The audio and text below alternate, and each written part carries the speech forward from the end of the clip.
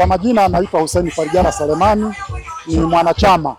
Niendelee kutumia jina kikundi kwa sababu lilisababishwa kuwa hivyo na viongozi wetu huko baada ya kuzuia utoaji wa kadi wa kikundi cha Simba Rugongo kama mwenyekiti wa kikundi hicho, lakini kwa hapa mimi ni mwenyekiti wa kamati ya sherehe ya kanda ya wilaya ya Sengerema.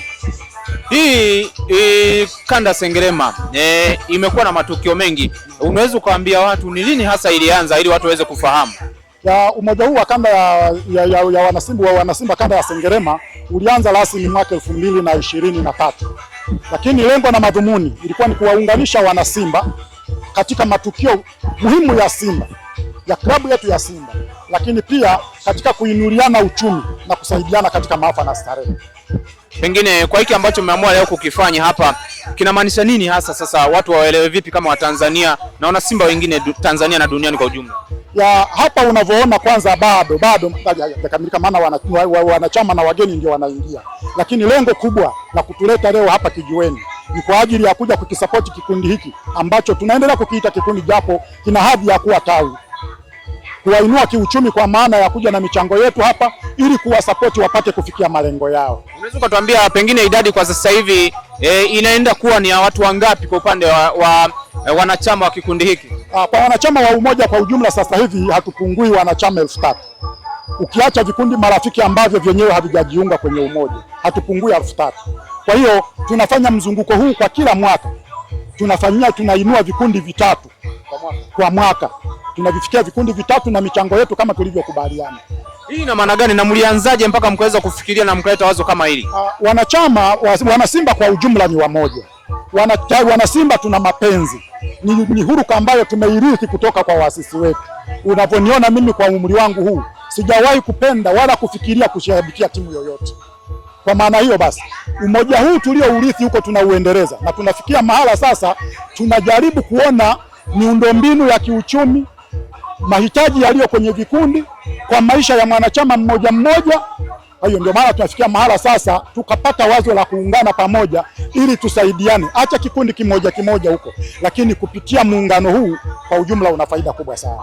Sawa, watu pengine wangependa kusikia ni kwa nini kinaitwa kikundi na sio kama ambavyo imezoeleka labda unakuta kuna matawi. Huku nimeulizia nikaambiwa kuna vikundi na sio matawi. Kwa nini ni vikundi sio matawi? Asante sana mtangazaji mwandishi.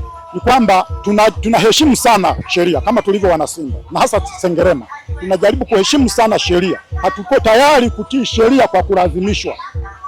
Kwa maana hiyo basi, baada ya Simba kutokuendelea kutoa kadi, ili tawi liwe tawi lazima kuwe na kadi, wanachama wewe na kadi ambazo sasa zitafanya tawi lile litambulike moja kwa moja. Sasa wametuchelewesha wao, tunaendelea kuteseka, tunaendelea kunyanyasika kwa kujiita matawi. Ni unyonge. Tumeheshimu sheria ili tusijiite matawi kwa sababu bado tutakuwa hatujaingiza mchango wetu moja kwa moja kwenye klabu ya Simba. Ndio maana tunaendelea kuviita vikundi. Waje tufungue matawi, na yako matawi ya kutosha.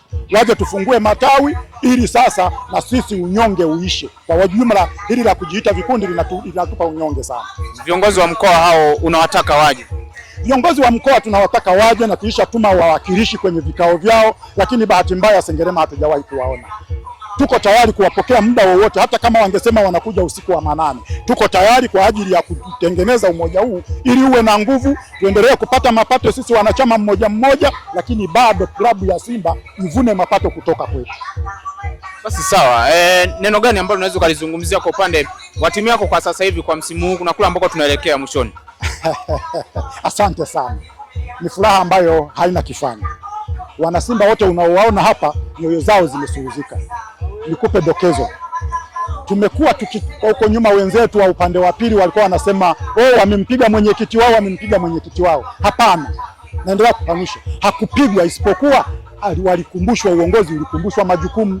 Sasa unatekeleza majukumu, huoni changamoto, klabu inachangamka, klabu inafanya vema. Kwa hiyo tuendelee kuwa na umoja, tuendelee kushikamana ili sasa klabu yetu yafikie malengo, tuchukue ubingwa, na hata kama tutateleza mwaka huu basi kufikia msimu ujao hakuna wenye chao tena.